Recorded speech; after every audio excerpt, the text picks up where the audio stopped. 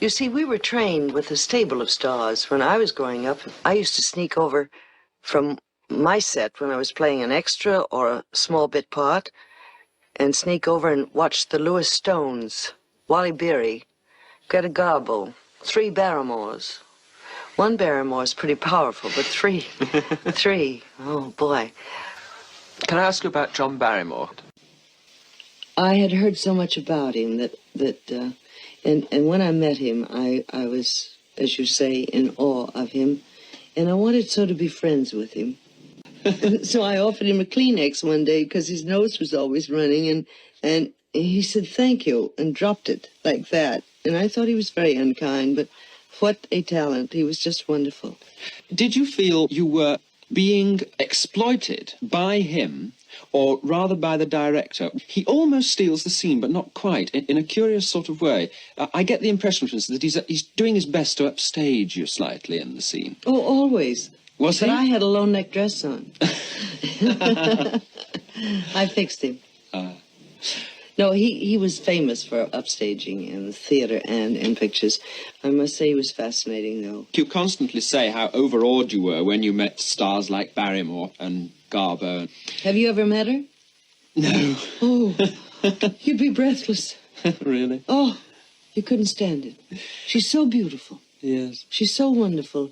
And that's what was so great during the Metro days, because they had a mystery about everyone. There were no girls next door, you know, with the shiny faces. Everybody knows too much about stars nowadays. There's no more glamour.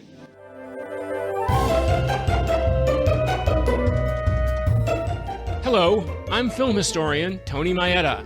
And I'm Brad Shreve, who's just a guy who likes movies. We discuss movies and television from Hollywood's golden age. We go behind the scenes and share our opinions, too. And of course, being the average guy, my opinions are the ones that matter.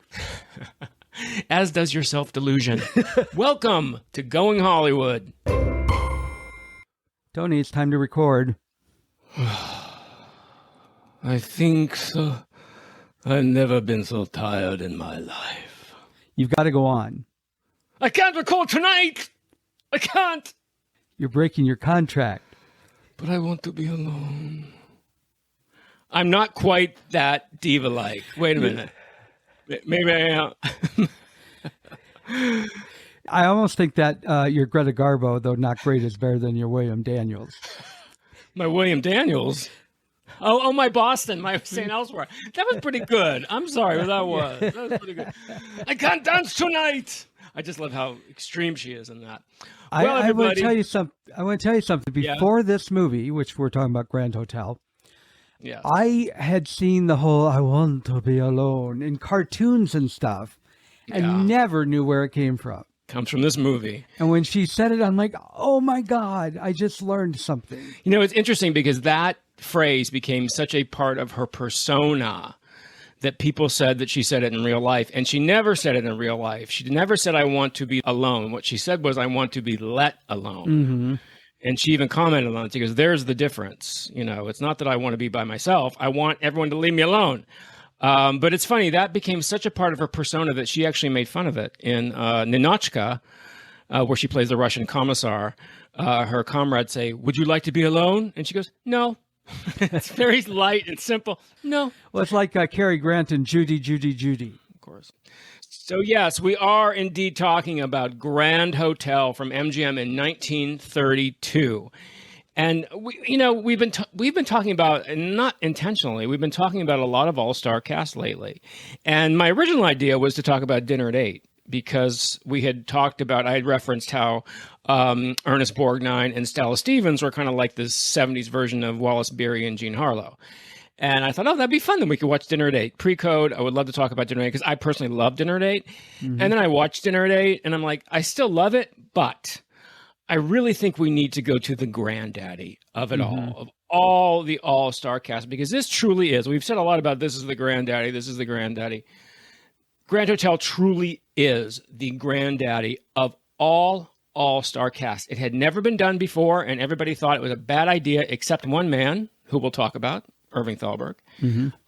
And it set the standard for all the way up to today, to The Glass Onion. whatever that movie was on Netflix. The Glass Onion, is that right? The Glass Onion? The Glass Onion was the sequel to Knives Out.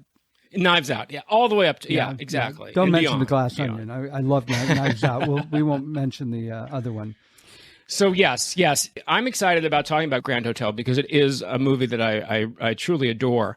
I was wondering, Brad, had you ever seen Grand Hotel in its entirety before I told you let's do Grand Hotel? No. You just Never. saw the clips. Never. And I don't even know if I ever saw the clips. I saw I Want to Be Alone. spoofs of her. Yeah. Oh, saying, that's "I want right. to be Okay, alone." yeah. Like I know there was a Bugs Bunny cartoon where they did. Yeah. You know, they used to show those old movie stars, and as a kid, you had no idea who they were. Yeah. So good. Well, then this will be a fresh take. I'm not sure what kind of take it's going to be. I was getting a little nervous about this. I hope we're going to be okay, though, because I think this movie, even though it's pre-code, and we've talked about pre-code a million times, or not a million times, but we know, way back in Babyface, we talked about pre-code. I talked about what the code was. I think there's so many fascinating things about this movie. And I'm excited to talk about it, also because it has, do you want to say who this movie has? Do you want to go ahead and list the all-stars in this all-star cast? Absolutely. I would love to, because that is one thing. When I saw the list, I was like, wow. Just wow.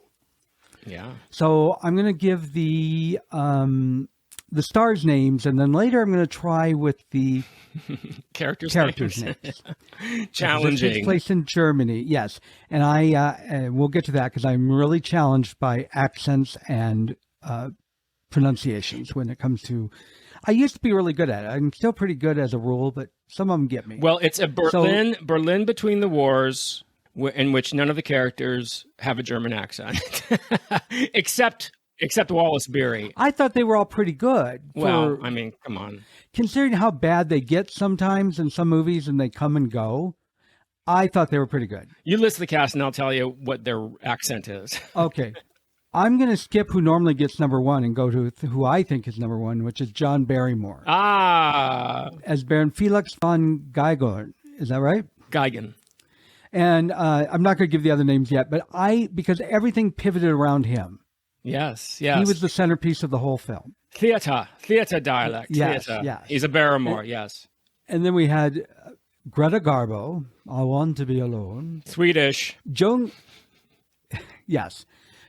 Crawford, who was the most beautiful I've ever seen her. I don't know if I've ever seen her this young. I'm excited to talk about it, yeah. When she first walked out, I didn't recognize her, and only when she gave a smile or a smirk and I saw the cheekbones. I'm like, oh my God, that's Joan. Joan. It's a very young, very gorgeous Joan. Speaking Mid-Atlantic, which if anybody's watched my Wired video, I will tell you is not a real dialect, but it's what everybody spoke in early talkies. So there was a standardization of speech, yes. Wallace Beery. Speaking German accent. He's the only one who had a German accent. Yeah. Yes. Lionel Barrymore. As Kringeline. Yes. Yes. And the last one I'm going to list is Louis Stone. Now his daughter Usher. Go ahead. Otterschlag. And he did not really have a story revolve around him, but he was very integral to a lot of the stories. No, all he did was walk around and go, nothing ever happens. People come, people go. Yeah. He was a miserable man, almost as miserable as Greta. Another famous tagline. We did pretty well on those. Well, I haven't given the last names. Oh, go ahead. Okay, so we'll say Greta is Grusinskaya. Pretty good. Grusinskaya. Pretty close. Grusinskaya. Yes. I already did Baron Felix von Geigen. Yes. They kept calling Joan Crawford Flem. Right. But it's Flemchen. And that's right. I'm going to show my age here because this is a very old joke. There was a joke called, and I kept thinking about it through this whole film. What is green and slides on ice? I can guess. Peggy Flem. I've never heard that. I haven't heard that in decades, but it's stayed with me forever. Flemchen, yes. Then we have yes. Flemchen, but they always called her Flem. Yes. Wallace Beery as General Director Pricing. Right. Lionel Barrymore as Otto Kringeline. And they Kringeline. Not Crinoline. Kringeline. Yes. I should have got that because that's all he was ever called was Kringeline. And then Louis Stone as Dr. Otterschlag. That's good. You pretty much got it there. You pretty much got it there. Yeah, I'm really bad at accents and sometimes these pronunciations. When I first heard it and heard Greta Garbo talking, I'm like, uh-oh, for the first time, I'm going to turn on closed caption. And I did watch the whole thing with closed caption, but I'm happy to say, and probably because they didn't really do that good with accents, I didn't need it much. There were a couple times where I didn't catch what they said, and I was able to read it real quick. But I would have been fine with it off. Yeah, there was distracting. There was a bit of controversy about a Swedish woman playing a Russian ballerina. There was also a bit of controversy about a non-ballerina playing a non-ballerina. Even Garbo. Garbo thought she was too old. Garbo was 27, and she thought she was too old to play this part. But we'll go into the backstory about that. But it's not like she had to dance in the film. Well, she tries. She gets up on her toes once, Yeah. But I mean, she moved. Okay, gotta set. Joan showed her legs more than Greta. Well, yeah. Well, because Greta had nice legs, but that wasn't Greta Garbo's appeal. Greta Garbo's appeal was her face. That face. You can't. That face screams glamour. That face screams the movies. That face screams a movie star. So same with Crawford, by the way. I always have found, and this is interesting because Grand Hotel was in essence, any film with Greta Garbo was a Greta Garbo film. There was just no way around it. Greta Garbo was the biggest thing in the world. I say that all the time when I'm talking about people, but she really was. She wasn't just the biggest star at MGM. She was the biggest star anywhere.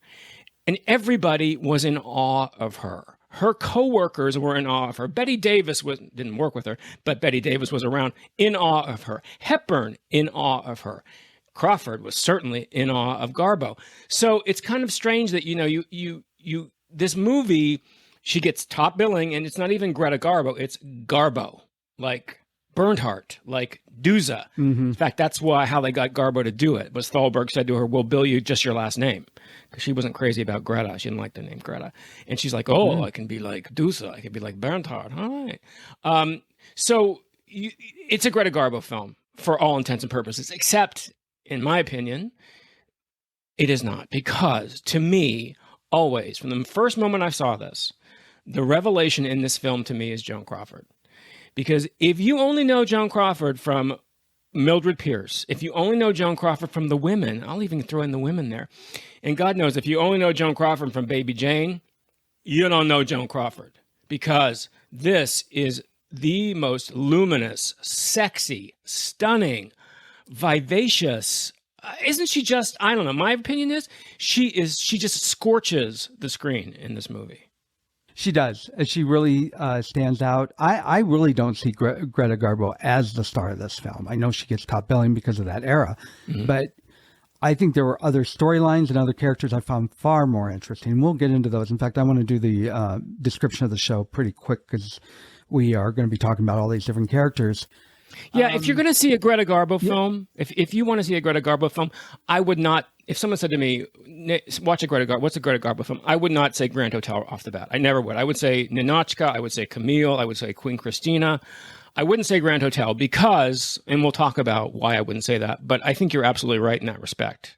Yeah. Yeah. So let me just describe the film because we're going to be talking about all these different characters. This is not one story. It's basically a series of intertwined vignettes at a luxurious hotel in Berlin. And think of, and these are bad examples, I'm not comparing the quality, but California Suite, and what was that awful Christmas movie over in the UK? Love Actually. Oh, God, yes. It's similar to those, in fact, that you have all these different stories going on, but they tie together in some way. I can't believe you don't like Love Actually. I watched it. I guess we're not doing that Christmas movie. No, we are not doing Love Actually. Well, we can if you want to hear my thoughts. No. It's Christmas. I'm trying to be more positive these days, and I have very little I can say about that one.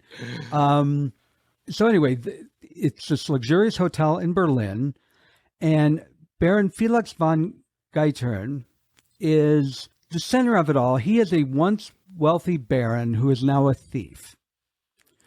And the different stories revolve around him. One, he is trying to woo famous ballerina say her name again. Gruzinskaya. Krushenska. Okay, Greta Garbo. And Greta Garbo is... Just color Garbo. Just color Garbo. Okay. Garbo is a world-famous dancer who is tired. She's basically seriously mentally ill. And we'll get into that, why I think so. But this woman has serious problems beyond just being tired. She's going to kill herself. And then he befriends... Yeah. Well, yeah, but there's more than that. He befriends Otto Klingeline, who is he's a bookkeeper, just an average guy who found out he's dying, and he's spending every last dime he has to live it up. He's not doing really well at trying to live it up because he's a very humble man. But he kind of friends the Baron, and sometimes they're friends and sometimes they're being schemed against. But it works out pretty well. Now, Otto worked for crooked industrialist Pricing, who actually happens to be there. Now, his boss has no idea who he is. It's like a Mr. Burns thing. Hasn't not got a clue who he is and doesn't care. And then the last one we have is Joan Crawford, and she is a stenographer for the rich industrial. I think let's just do actors' names, because I don't want. I mean, they're very difficult. I don't want you Gruzenskaya and Flemschen and von Geigen, because we can just say who the actors are. People get it. If I didn't have this chart in front of me, I would never be able to remember who's who. Tongue twisters. Yeah, and they're all in this hotel in Berlin between the wars, and it's everything that happens to them. And what's really interesting about this, there's so many things that are interesting about this film, but this, I don't know if you noticed this, but I'm sure you did. The Cedric Gibbons, the production designer, famous production designer at MGM, created this incredible set. Back in the 30s, it was called, in 1932, when this film was made, it was called Moderne, because the term Art Deco did not exist until the 60s. Moderne. And it is eye-popping, and it's all circles.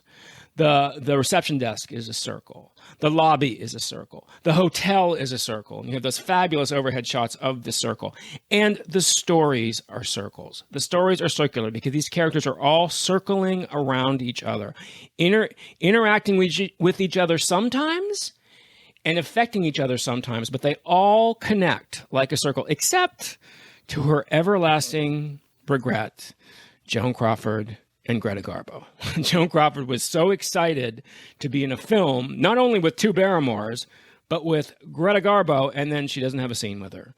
Oh, well. That's what I was trying, once you said that, I'm like, did they ever have a scene together? They never had a scene together. But think about it. You're Lucille Lusser from San Antonio, Texas. You came up in burlesque. You were a showgirl. You scratched and clawed your way to the very, very top, to where you're in a film with, as I said, not only two Barrymores, but Garbo. I mean, it's astounding to me. And not only that, in my opinion, and this is just my opinion, you come off the best. I think I find her so, I already said it, I just find her a revelation in this film. Absolutely. Yeah, and as the story goes, Garbo was this famous dancer, whereas Crawford was a stenographer. And even though they interacted with the same people, it's very likely they would not have connected. No. Unless they happen to cross paths in the hallway. But they don't even cross paths in the hallway. No, they don't. Poor Joan. Apparently they had 3 meetings. They met one time when they were coming down the stairs at their dressing room, and Garbo said something, how sad we do not have a scene together. And then they met another time. Joan Crawford had her over to her house. And so, they were at the same studio. Obviously, they knew each other, but no, they don't have a scene together. So what I find fascinating about Grand Hotel, as we said, is a pre-code film, which is a misnomer. We've said this before. Pre-code is a misnomer because there was still a code.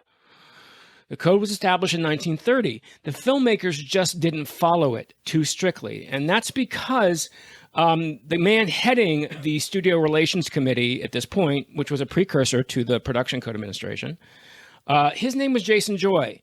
And he wasn't as much as a hard ass as his successor, Joseph Breen. He's the one who took over in 1934 and with the Catholic of Decency the code came down and that was it. So they could get away with a lot of stuff, but there was still censorship. There was still censorship in states. And one of the reasons Joan Crawford didn't want to do this movie was because she knew most likely a lot of her scenes would be cut, because she is playing a stenographer who also happens to be, what do you think she is besides a stenographer, air quotes, Brad? Well, I didn't necessarily catch that she was, but she certainly seems to be a high-dollar prostitute. Yeah. Well, no, she is. Stenographer is kind of like, a euphemism. Yes, she types. Okay, she types. But she wants to be in pictures, too. She wants to be in films. And did you notice? That's right. She wants to be. Did you notice? I forgot about that because it's never mentioned again. Here's a callback to. That I can recall. Here's a callback to the 7-Year Itch. Do you notice that she shows Wallace Beery a modeling layout when they're first working that she's in, and it's intimated that she's nude in it? Now, because this is pre-code, they didn't have to insert her in a bathing suit really badly. You just get the idea, oh, she's an artist model. She's also going to, he gets a room for her at the hotel. So yes, and she ends up in the end going off with Kringeline. This is a paid companion, basically, is who she is. And she's wonderful in it. But she didn't want to do it for those reasons. She was also very intimidated by the fact that she was working with Garbo, and she was working with, she didn't like Beery. Nobody liked Beery. She was working with the Barrymores. This was something for her. So it was really fascinating. And what's really remarkable is that every single person in this film was a star in their own vehicles. It's not like we say all star, but Stella Stevens wasn't making her own films. Yeah. Ernest Borgnine wasn't making his films. Every single person in this cast was a star in their own film. So to bring them together was a really crazy proposition to most people. But you have to put yourself in the time frame. This is 1932. Okay. The worst year of the Depression, I believe it's often called the worst year of the Depression. And Hollywood had been very lucky in the fact that when Wall Street crashed and the Depression the Depression happened, it had been pretty unscathed for a while. But by 1931, they started to feel the effects. And by 1931, only MGM was showing a profit. Out of all the studios in Hollywood, every other studio in Hollywood was in trouble except MGM. And Thalberg being we'll talk about who Thalberg was. I just threw the name out there. Thalberg being very farsighted, thought, okay, we need some insurance here if we're going to hold on to this. And the idea of an all-star cast went against the grain of most thinking of the time, because the thinking of the time was you don't dilute the potential box office of all these other movies by putting these stars into one film. Joan Crawford could carry her own film. Garbo could carry her own film. Why are you putting them together? Don't do that. But that's exactly what made it such a massive hit. And what also made sense at MGM, because MGM was really the only studio that could do this. MGM's famous, do you know MGM's famous tagline in classic Hollywood about stars? No. MGM was a studio that had more stars than there are in heaven. Oh, I have heard that, but I would never remembered. Yes, I have heard that. It's very true. It's very true. Only MGM could have done this because MGM did have more stars than there are in the heavens, and they were all under contract. So they didn't have to go borrow a star. They didn't have to go borrow Gary Cooper. They didn't have to go borrow Jamie Cagney and pay Warner Brothers $300,000. They had them right there at the studio on their regular salary. So they could do that, and they could do it fairly cheaply. And one more thing, all of these stars, except Garbo, of course, were making other films at the same time they were making this film. That's what's so crazy. We think, oh no, I'm going to make this film for a certain amount of time. No. Joan Crawford went to work, and she worked on, say, Grand Hotel in the Morning, and then she went and she worked on some scenes from Letty Linden, which was her film right after this. The Barrymores were doing Arsène Lupin. It's just only Garbo was the only one who's saying I do one film at a time. But it's so this was really, when you think about it, it was really a very smart and economical way to ensure box office, and that's Thalberg. That's Irving Thalberg. Okay, you brought up the Depression and how they survived. And I've heard theories. I want to know if there's accuracy to this. One of the reasons why they survived so well and actually ended up doing very well throughout the Depression is because they're big musicals, because people needed to escape. Is that a theory, or is there anything to that? Well, musicals had their big... No, that's not really true, because musicals had a real fallow period, especially at this time. Musicals were big when talkies first started. 29, Broadway Melody. Huge, huge, huge. And then they died very quickly in the early 30s because people got used to the novelty of it. Musicals didn't really have a resurgence until Warner Brothers did 42nd Street. This was not MGM's great musical period. Okay. So when Warner Brothers made 42nd Street, there was a resurgence. But those were those backstage musicals, and they were mostly all at Warner Brothers. MGM did them, they all did them. But, Dames and these great musicals, these backstage musicals that Warner Brothers was doing, and RKO with Astaire and Rogers. MGM wasn't that. You're thinking about the great Freed unit of the 40s and 50s at MGM with Judy and with Gene Kelly and with, the great MGM musical stars. Now, the Mickey and Judy were doing films in the 30s, but those were the late 30s. That was after the Depression was already, on its way out. So, no, the reason MGM stayed in the black was because of these stars. Okay. People went to the films to see these stars, and MGM had more than any other studio. It's true. And I think that's probably, again, because of the Depression, because the lifestyle was their lifestyle, it was all over. I mean, it's in the magazines today, but nothing like back then. No, it's a glamour. It's a glamour. Yeah, MGM was glamour. MGM was glamour. This movie shows it. The sets, the costumes. Yes. Adrian, mythic costume designer. That dress of Joan Crawford's, that opens all the way almost down to her navel. That tells you right there this is a pre-code film. It's incredible. Garbo and Barrymore the morning after they make love. That would never have flown 3 years later. There's just no way. There's no way. So yeah, but the person that knew that created these stars, all these stars that are in heaven, or really guided them, was Irving Thalberg, the boy wonder. And I do want to talk a little bit about Thalberg because we have to if we're going to talk about Grand Hotel. Okay. So Thalberg, as I said, was the boy wonder of MGM. He was the head of production at MGM at this time, along with Louis B. Mayer, who ran the studio. Yes. It's called Metro-Goldwyn-Mayer, after all. So Thalberg was called the boy wonder because he was running Universal when he was 20 years old. He was too young to sign the paychecks. That's how young he was. He was this wonderkind. He just knew films. And he and Louis B. Mayer merged when he was 25. He and Louis B. Mayer created MGM when they took a merger of three somewhat insignificant studios. And they brought them together, Metro Pictures, Goldwyn Pictures, and Louis B. Mayer Productions, and created the most powerful studio in Hollywood for 25 years. Now, the thing about Thalberg was Thalberg understood every single aspect of filmmaking. He understood story, he understood stars, he understood production. He lived and breathed it. He truly was a titan. And he was a titan who died in 1936 at the age of 37. Because he was a very sickly man. He had a very, very weak heart. He had heart disease. And in fact, he was told he wouldn't live past 30. And he managed to squeak out 7 more years. So when Thalberg died, it was pretty much the end of a certain era in Hollywood and the end of some of these great MGM movies because there could never be another Thalberg. Thalberg was truly a driving force behind some of these great, great mythic movies that we think of when we think of MGM.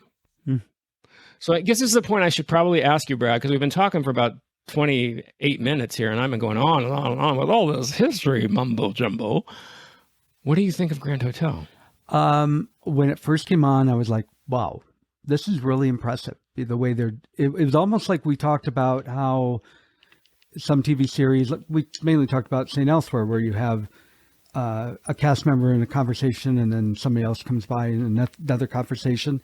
They didn't exactly do that, but you did cut, like in the lobby, different conversations going back and forth. And I was really impressed. Yeah. And that impression that I had stayed with me the whole movie. I loved this film. I don't use the word very often. I found it delightful. I have issues with it, but it's over the top, and that's what it's supposed to be. So I don't really have issues with it.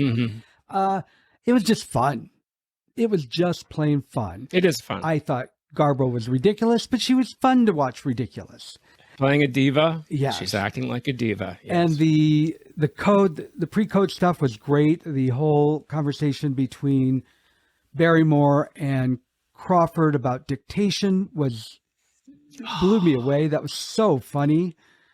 I wish I could remember the lines. I'll have to look it up. That scene when they meet, it's like choreographed. This film was directed by Edmund Goulding, who is a very unheralded director of classic films. He directed Bette Davis in Dark Victory, if you want to see another Edmund Goulding film. Goulding, he was an interesting director in that he loved innovation. And if you notice, now this is 32, okay? 2 years before, cameras were stuffed in boxes, did not move. And this camera in Grand Hotel is all over the place. It is following the characters. Goulding envisioned the camera as another character who would walk and follow the characters. And those scenes that happen, in that scene when Crawford and Barrymore, it's choreographed.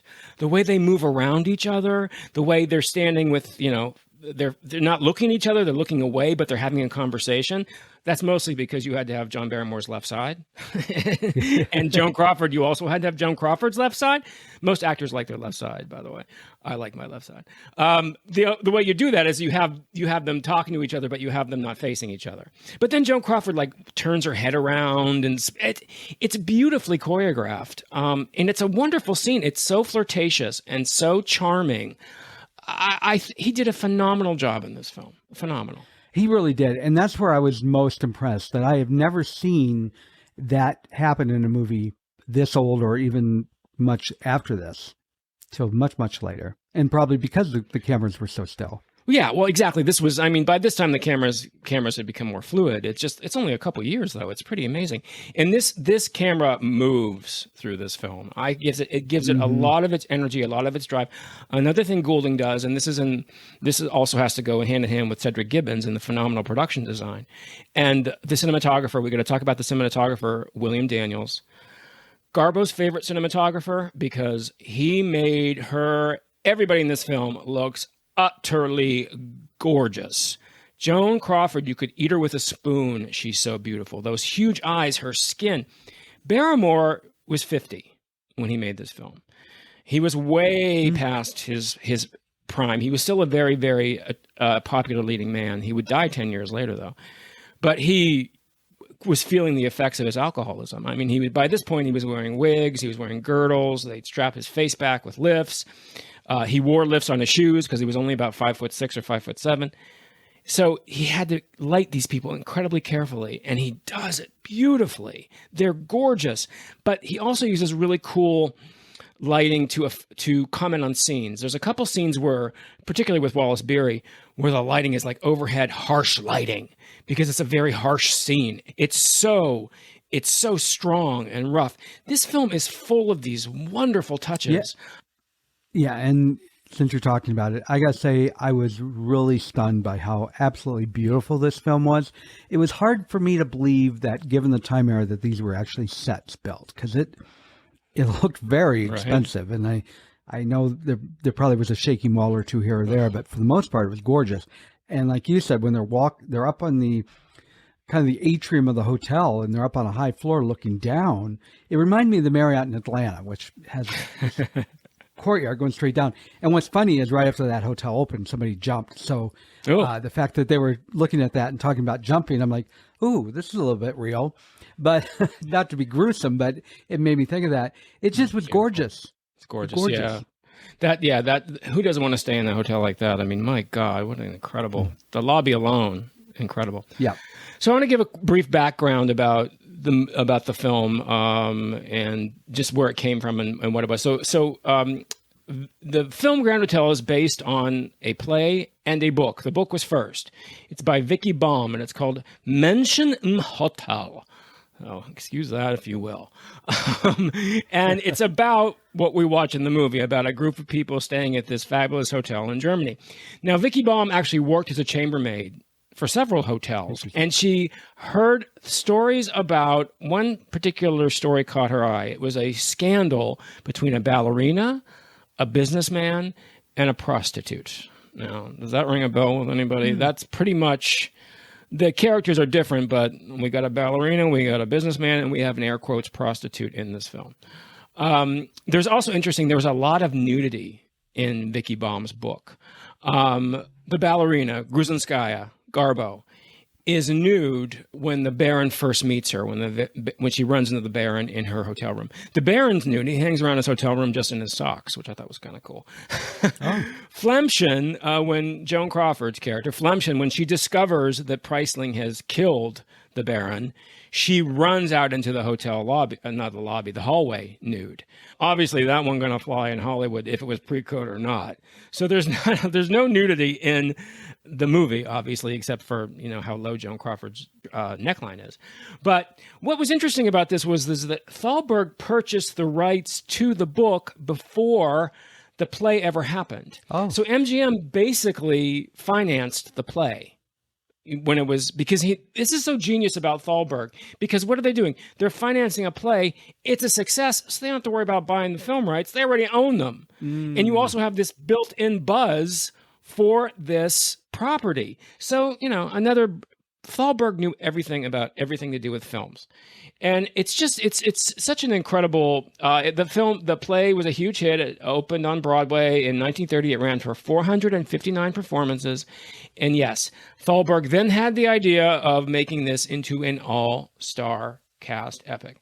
Now, this cast, we've kind of danced around them a little bit. And we'll just give you a little more background about them when the film went into production. It's so funny to me. What strikes me so funny about this is that nobody wanted to do this movie. It's so funny. You have this hit Broadway play. Nobody to a man wanted to be in this movie. Garbo didn't want to do it. Crawford didn't want to do it. Wally Beery didn't want to do it. I think Louis Stone probably wanted to do it because he wasn't doing anything else. What were are you going to get into the reasons? Yeah. Okay. The thing about back. Yes, because Garbo didn't want to do anything. I mean, that's just Garbo. They never knew if Garbo was going to do a film or if she was going to go back to Sweden. And this was nearing the end of her contract. And it was always a question about whether or not she's going to sign the contract or just go home and leave. And eventually she just went home and left.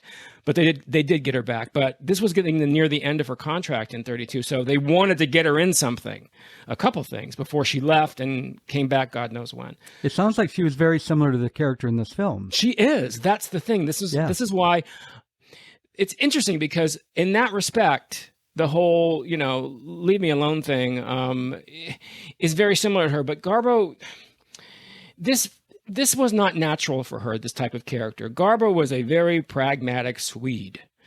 She has this image of being the Sphinx and this, she's a riddle. No one really understood her. Well, she was actually very simple in some ways. She didn't understand. She's not from this country. She didn't understand our customs. She barely spoke the language when she came here. And then her great mentor, Mort Stiller, left. So she was on her own. So she really was very guarded. She didn't quite understand this whole flamboyant diva-like character because that's not who she was. She was a very pragmatic, and it sounds funny to say this about Garbo, plain thinking woman. That's just the way she was. Yeah, I've never heard that. Well, her best films reflect that. Queen Christina, Ninotchka. She's very simple in these films. She's very much... Now, Camille, there's an argument about Camille, because, it's Camille, but if you watch Camille, you'll see what I'm talking about, because in Camille, she's very simple. She's very unadorned. Her costumes are beautiful, but her manner, very simple and straightforward. Listener, I want to tell you that I was on vacation all last week, and so I had to fit this movie in, and I was scurrying to try and get details beyond just the obvious, like background, because I tried to get a little bit so that Tony's not doing all the talking. And because I was so hurried, I said, you know what?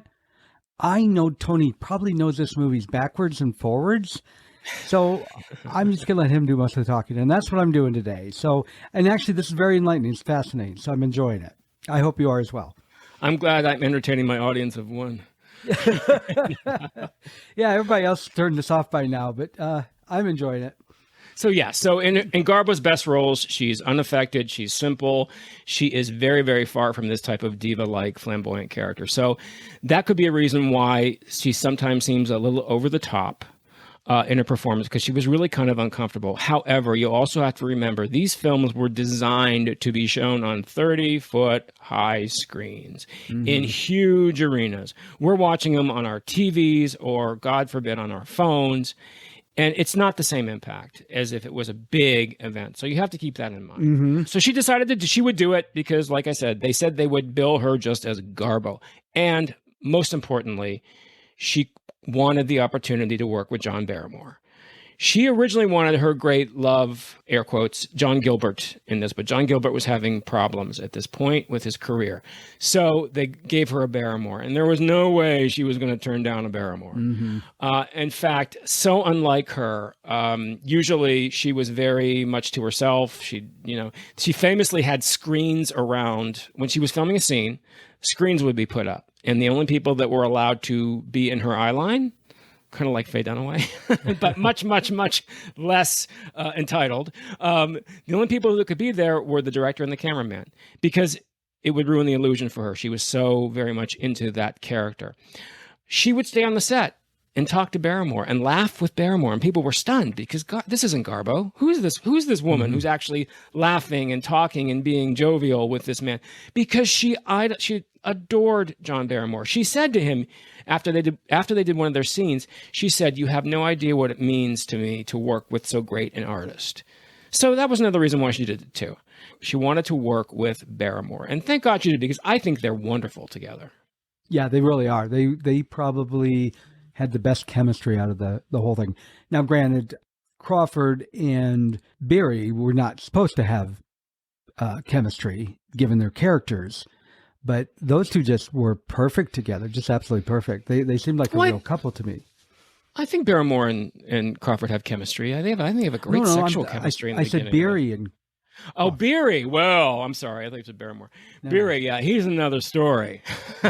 It's kind of, it's kind of difficult, and I'm going to make the assumption here, for us to understand the appeal of Wallace Beery today. But he really was one of the biggest stars in early sound. I mean, when you think about that era of the He-Man, of the tough guys, you can't get much more He-Man tough guy than Wallace Beery, even though he started out as a comic. He was actually married to Gloria Swanson. Isn't that funny? I thought he was great in this role. I mean, I absolutely despised him, which was you were supposed to. So I thought he did really well. Beyond that, I've seen him in things, but I don't know much about him. Well, he's one of MGM's biggest stars at this time. He was in The Champ with Jackie Cooper, The Big House, Min and Bill, and he starred with them all. He starred opposite Garbo, Gable, Harlow, Crawford. He was huge, and audiences loved Beery. His co-stars were not quite as enamored of him, including, and mostly, Joan Crawford. He was famously combative on sets, rude. He actually walked off the set one day saying he wouldn't return until Crawford learned how to act. Oh, my goodness. He was constantly doing shit like this, trying to upstage people. I mean, he was a real prick. He was a real prick. So like Garbo, he wasn't really acting in this film. Well, that's the thing. See, that's the thing. So he was perfect for the role of Priceling, because that's who Priceling is. Although Priceling starts out saying he's an honest businessman, he's, of course, the killer at the end. But he agreed to do it because Goulding told him he would be the only actor who would have a German accent. And that appealed to his ego. So there you go. That's why Wallace Beery did it. I'm going to steer us a little bit off course here, because one thing I've never been able to keep track of is the Barrymores. We have the two Barrymores here, and I know that, they're Hollywood royalty all the way down to Drew. It can be questioned whether, everybody loves her, but whether she's a great actress, I think she is. Oh, she's wonderful. Yeah, she is. But she's just not royalty like her grandparents, etc. So give me the rundown of the Barrymore family when it comes to acting and celebrity status. I would love to, Brad. And connections. I would love to, Brad. And first I'll say that there's a fabulous documentary available for free on Amazon called The True Story of the Barrymores, featuring one of the hosts of this podcast. I don't remember doing that. Oh, didn't do it? See, well, it's okay. So I had no idea that you did that. I did, yeah. We'll leave a link in the show. You don't know everything I do, buddy. We'll leave a link in the show notes. It's a lot of fun. It's a great documentary, if I do say so myself. But the Barrymores, yes. Today when we think about the Barrymores, we think of Drew, because Drew is the granddaughter of John, and the daughter of John Barrymore Jr. So anyway, there's three of the big three: Ethel, Lionel, and John. Lionel, who plays Kringeline, is the oldest. Ethel next. John was the baby. They were all three big Broadway stars. However, it was really Ethel and John who were the huge, huge Broadway stars. Lionel, not so much. Lionel was a character actor. John was the biggest leading man of his time. It's hard to give perspective on it. So that's why I'm saying go watch the documentary to really get the perspective on it. But John, it's kind of like the effect that audiences had in 46 when they first saw Brando. Seeing John Barrymore in Hamlet, he brought such an intensity to it. He brought such a sexuality to it. And we look at him in this film, and he looks great. He's 50 years old, and he's hungover almost every time he just shot a scene. He was an alcoholic. It killed him. But we see it now, we're like, really? This guy who looks like he has makeup on, and but that you got to go back in time and look at some of his earlier films. He was doing films in the silent era. The impact of Barrymore, everybody loved Barrymore. All actors, Tracy, Gable, they all admired and loved Barrymore, despite Hepburn. Hepburn made her first film with Barrymore. Despite the fact that he was an alcoholic, he was only harmful to himself. And I think that he was really the benchmark for so many romantic leading men for so many years. And the thing about the Barrymores is that they did, the idea of having the Barrymores come together in this film actually began, they did a film about the same time, John and Lionel, called Arsène Lupin, first film together. And then all three Barrymores came and did Rasputin and the Empress. Ethel joined them. Ethel was never really crazy about movies. She was truly one of the first ladies of Broadway. So they're an acting dynasty. And the thing about Lionel and John is that they were very competitive. They were constantly trying to upstage each other. This film is full of people trying to upstage each other. You just have to watch it. They were constantly trying to upstage each other, but it was a healthy rivalry. By this point, Lionel had become a big movie star. He had just won the Oscar the year before as Best Actor. So Lionel was really, as far as movie stars go, they were kind of on equal par right now. And Lionel continued for years and years and years. I mean, he's in It's a Wonderful Life, And John died 10 years after this. So they're a mythic theatrical acting dynasty, and to a lesser extent, but not much lesser, they're a mythic film dynasty, all the way up to Drew, all the way up to E.T.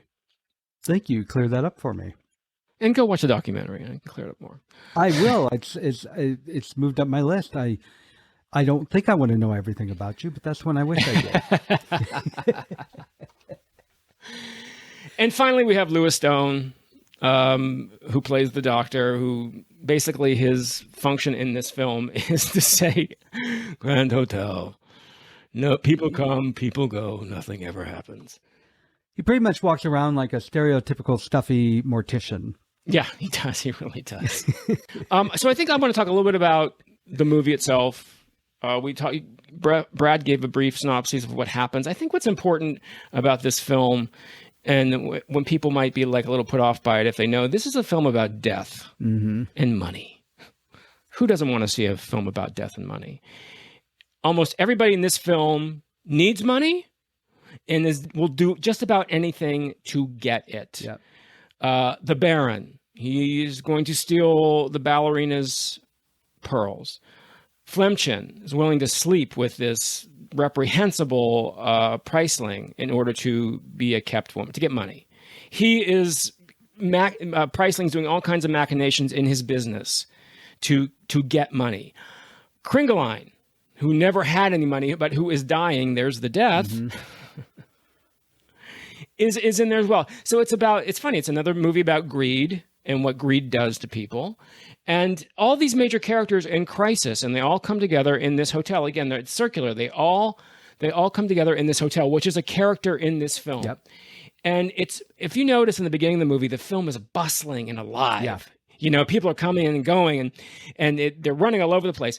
And then at the end, after the Baron dies, it's suddenly quiet. It's like something shifted. You know what I mean? The heartbeat of this film is gone when the Baron goes. And I think that it's really amazing that the way this film is structured and how it takes you on this ride, this journey with these people who all interact. And at the end, how did you feel at the end of this movie when it was all over and you realized, Grand Hotel, people come, people go, nothing ever happens? How did you feel emotionally about this film? Emotionally, I was hurt. I won't say distraught, but I was shocked. I didn't expect the Baron to die. And then when he was dead, I thought, he's not dead. This is some kind of scam going on here. So I was really disappointed when I learned he was dead. It just took a turn I did not expect at all. I was happy that Lionel and Crawford ran off together, basically in a friendly thing, because I felt like they needed each other. Yeah. He certainly needs a friend. So I had real mixed emotions about it. It's kind of, yeah. If there's any sweetness at all to the ending, it's Crawford and Barrymore going off together, for going to Paris, for however long he has left to live, and spend his money on her. So that's kind of a satisfying thing. But the death of the Baron, which by the way was a much more violent scene, but it was cut. Wallace Beery's character, Priceling. The Baron is in Priceling's apartment in the hotel to steal, and Beery catches him, Priceling catches him, and kills him with a telephone, which is kind of an interesting comment on the telephone. The telephone is very important in Grand Hotel. People are constantly on the phone. The opening shots is everybody on the phone telling what their problems are. The phone. I loved that. Isn't that great the way it's intercut? What a great way to introduce every character. Do you know what the original opening shot was? No. A bowl of soup. It was of a bowl of soup coming out of the kitchen, being carried and put in front of a customer. And thank God someone went, no, not soup. What they do is, and it's a great way because you get the exposition, you get the background of the characters. There are all these really short, little kinetic scenes of every character, almost every character, talking on the telephone to someone about the crisis they're in. You get it all in like 5 minutes. It's all exposition, but you don't even catch that it's exposition because you're getting the feel of, okay, we're getting the feel for a busy hotel with a lot going on. Yes, exactly. So it's kind of hidden, and it tricks you into introducing you to every character. Yeah, it's a brilliant opening. Very impressive. Yeah, it's a brilliant opening. There are so many wonderful, wonderful scenes in this film. I love the time. I love any time the brothers are together. I think it's so delicious to see Lionel and John interact. They're so fun together. Yes, they're brothers. They're playing tricks on each other, trying to upstage each other, but it's a wonderful relationship. It's wonderful chemistry. As I said before, Crawford, you don't know Joan if you haven't seen this film. She's so alive. She's so vivacious. And Garbo is wonderful. Garbo is Garbo, even though, yes, she might not be as effective as she is in other films. There's a very funny scene when she's in the very beginning, before she meets the Baron, but when she's on her way to, I can't dance tonight, and they talk her into going. And Goulding said to Garbo, I want you to race through the lobby like you're being hunted, like you're being pursued. And apparently Garbo went, I did that just last month in San Moritz. Because she was being pursued then too. So anyway, I love this film. I just find it fascinating on so many levels. So many. It tells you it's a wonderful, wonderful ride, and it's a fun movie. I think I want to point that out too. Yes, it's about greed, it's about death, but it's a fun movie. Yeah, and that's what I really enjoyed about it. It was just plain fun. I enjoyed the stories, obviously some more than others, but I was enthralled by every character. It was over the top, as I said, but not in a bad way. And the overacting that was done really wasn't overacting. It just fit the tone of the movie. It was just, I really enjoyed this film. Good. I'm glad. Well, do you want to tell a little bit about how the film performed and when it was released? Yes, absolutely. It was released in 1932, and you mentioned director Edmund Goulding, and you mentioned Vicki Bauman as the one that wrote the novel, and I was surprised to see that Vicki Bauman, amongst the men, was actually there's a Bella as well, was a writer in the film. The budget for this film was $70,000, not a drop in the bucket in 1932. No. It earned $2 million. So I'm not going to try and do the math. Tremendous. Let's just say that was really good. Tremendous. It's something like 60 or 70 million today. Tremendous hit. The biggest hit of 1932. The biggest film of 1932. And award winning? Well, here's an interesting thing too. Of course, it won. It won the best film of 1932, and that was its only nomination. I was going to say I did read that little bit of trivia. Yeah. It's the only, at least at that time. You can tell me if it's still true. The only winning film that had no other nominations. No other nominations. Not director. Not I always makes me, I'm like, who do they think directed this film? Did it direct itself? I know, isn't that funny? Did it write itself? But yeah, one nomination, one win, done. It had a huge premiere at Grauman's Chinese Theater. And what's wonderful is that it still exists, the footage of this night. You can go on YouTube or wherever you go, and you'll see the footage of the stars arriving, a very young Clark Gable, Jean Harlow, for this film. In fact, the opening scene in Singin' in the Rain is kind of based on this premiere of Grand Hotel because it was a massive premiere. The film was humongous. And the film was the biggest hit, as I said, of 1932. It was remade a few years later as Weekend at the Waldorf, which, okay. And it's the basis for two musicals. The first one was called At the Grand in 1956. And the second one I think most of us know, maybe, is called Grand Hotel from 1989. And it's a wonderful, I don't think it's been revived lately because it's a big musical. But it ran forever. It's a wonderful show. This movie has been inspires so many movies in different ways, but I think what the most inspirational thing of all is it created the all-star cast. This is truly the origin of that, and you can thank MGM for that, and you can thank Irving Thalberg for that, because nobody did it better. This film is phenomenal in that respect. And here a couple weeks ago, I said it's a mad world, and this beat them by 30 years. Well, it's a different kind of all-star cast. That was all comic. That is true. That is true. All comic cast.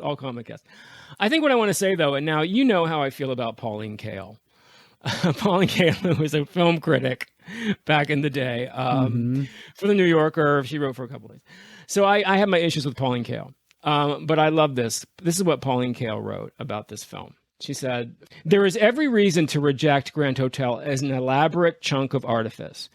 But if you want to see what screen glamour used to be and what originally, air quotes, stars were, this is perhaps the best example of all time.